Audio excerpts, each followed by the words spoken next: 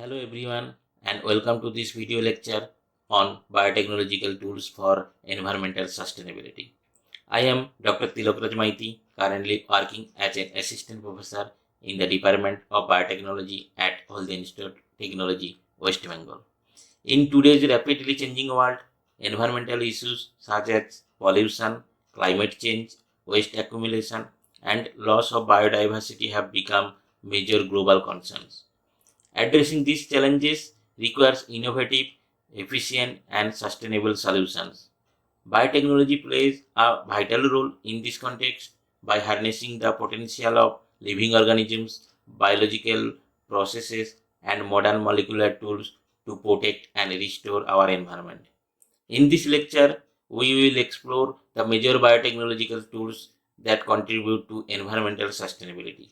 Let us now begin our discussion with an overview of environmental biotechnology and its importance in building a sustainable future. Environmental biotechnology is a specialized branch that utilizes living organisms such as microorganisms and plants, their enzymes or biological systems to protect, restore, and sustainably manage our planet. Biotechnology plays a vital role in addressing environmental challenges by developing sustainable solutions for pollution control, waste management, resource conservation, and ecosystem restoration. By harnessing biological processes, microorganisms, and genetically engineered organisms, biotechnology offers innovative way to protect and enhance the environment.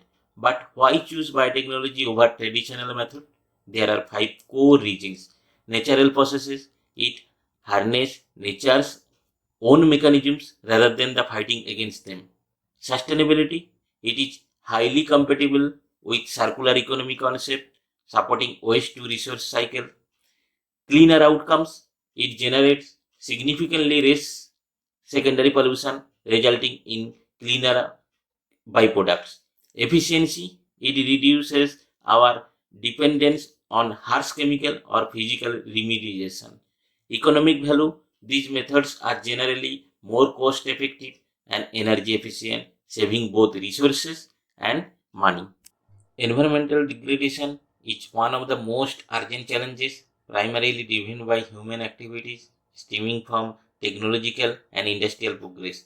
These activities include extensive deforestation, which disrupt the water cycle and destroy habits. Simultaneously, the excessive use of fossil fuels increases greenhouse gas emissions, resulting in a change to the average global surface temperature. Most conventional approaches to addressing these issues have worse environmental impacts rather than mitigating them. In the mission for alternatives, environmental biotechnology has successfully contributed to the sustainable utilization of natural resources, bioenergy alternatives, urban solid waste management, sustainable construction, and pollution prevention. To overcome these issues in a sustainable way, biotechnology offers powerful and eco-friendly solutions. Let us now understand the major biotechnological tools that contribute to environmental sustainability as shown in this slide. Let us now discuss microbial bioremediation, one of the most important tools in environmental biotechnology. Microbial bioremediation is the process in which microorganisms such as bacteria and fungi are used to degrade or detoxify environmental pollutants. These microbes utilize contaminants as a source of energy and convert them into less toxic or harmless substances. As shown in the slide, bioremediation is broadly classified into in situ and ex situ bioremediation. In situ bioremediation is carried out directly at the contaminated site without removing the polluted materials. On the other hand, ex situ bioremediation involves removal of contaminated materials for treatment elsewhere. This includes solid phase bioremediation such as composting, biopeeling, and slurry phase bioremediation, which uses bioreactors and biofilters to accelerate pollutant degradation. Overall, microbial bioremediation is an eco-friendly, cost-effective, and sustainable approach for environmental cleanup. Let us now move on to phytoremediation, an important green technology used in environmental biotechnology. Phytoremediation refers to the use of plants to remove, stabilize, or degrade pollutants from contaminated soil and water. It is an eco-friendly and cost-effective method, especially suitable for large contaminated areas. As shown in the slide, there are four major mechanisms of phytoremediation. First is phytoextraction, where plants absorb and concentrated pollutants, particularly heavy metals, in their leaves and other harvestable parts.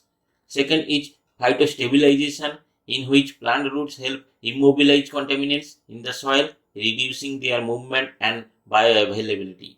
Third is phytovolatilization, where plants convert certain pollutants into volatile forms and release them into the atmosphere through transpiration. The fourth mechanism is rhizodegradation, where microbial activity in the root zone enhances the breakdown of organic contaminants. Overall, phytoremediation offers a suitable, sustainable, and visually beneficial solution for environmental cleanup. As illustrated in the slide, genetic engineering of crops and plants leads to improved disease resistance, herbicide tolerance, enhanced yield, better nutritional quality, and improved stress tolerance. These improvements support sustainable agriculture and reduce the need for chemical inputs. Genetic engineering of microorganisms enhances their ability for bioremediation, biosurfactant production, and biofuel generation. These engineered microbes help in cleaning polluted environments and producing renewable energy.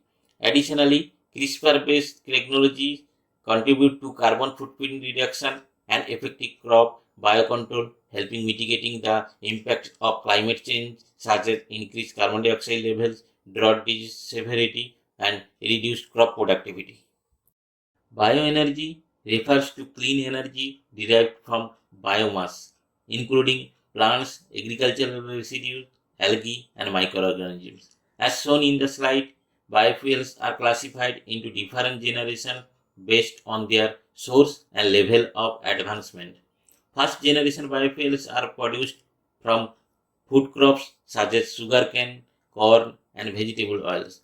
While they provide renewable energy, they may compete with food resources.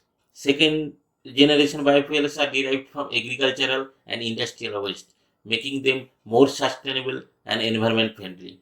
Third generation biofuel utilize algae and microorganisms. These have high energy potential and do not compete with food crops.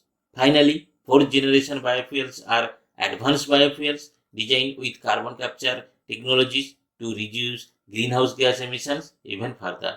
Overall, bioenergy and biofuels help reduce dependence on fossil fuels, lower carbon emissions, and support a sustainable energy future. Now let us discuss biosensors, often referred to as environmental detectives. Biosensors are analytical devices that combine a biological recognition element with a transducer to detect environmental pollutants quickly and accurately. As shown in the figure, biosensors enable real-time monitoring and detection of contaminants. When a contaminated water or soil sample comes in contact with the biosensor, the biological component such as an enzyme, microorganism, or antibody specially recognize the pollutant. This interaction is then converted into a measurable signal by the transducer, resulting in an alert when pollutants such as heavy metal or pesticides are detected.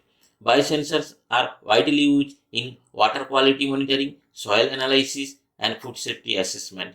Their high sensitivity, rapid response, and on-site applicability make them extremely valuable tools for environmental protection. As shown in the slide, biotechnology offers multiple approaches to increase agricultural productivity while minimizing environmental impact. CRISPR-Cas9 gene editing is used to develop climate-smart crops that are tolerant to drought, pests, and diseases. These crops require fewer inputs such as water and fertilizers, and they help reduce carbon emissions from agriculture. Another important tool is the use of biofertilizer and biopesticides.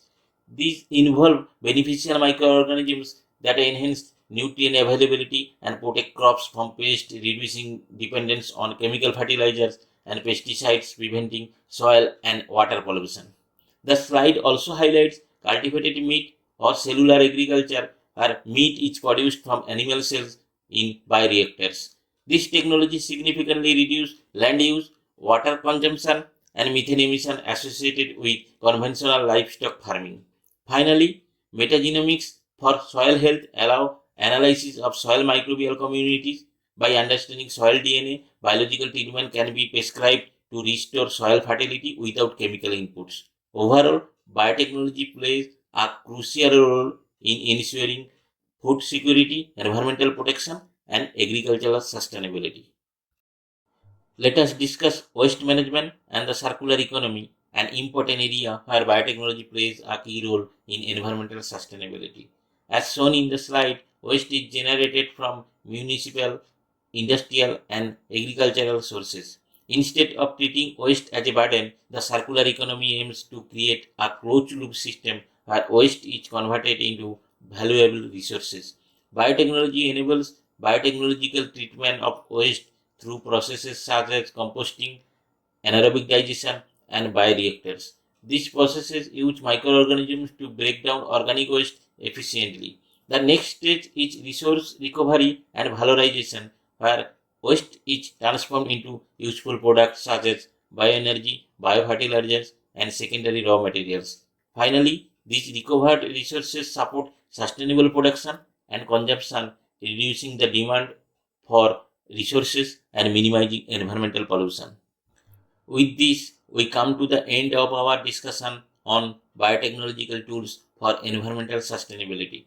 I hope this lecture has helped you understand how biotechnology plays a vital role in addressing environmental challenges through sustainable and eco friendly approaches. Thank you all for your time and attention.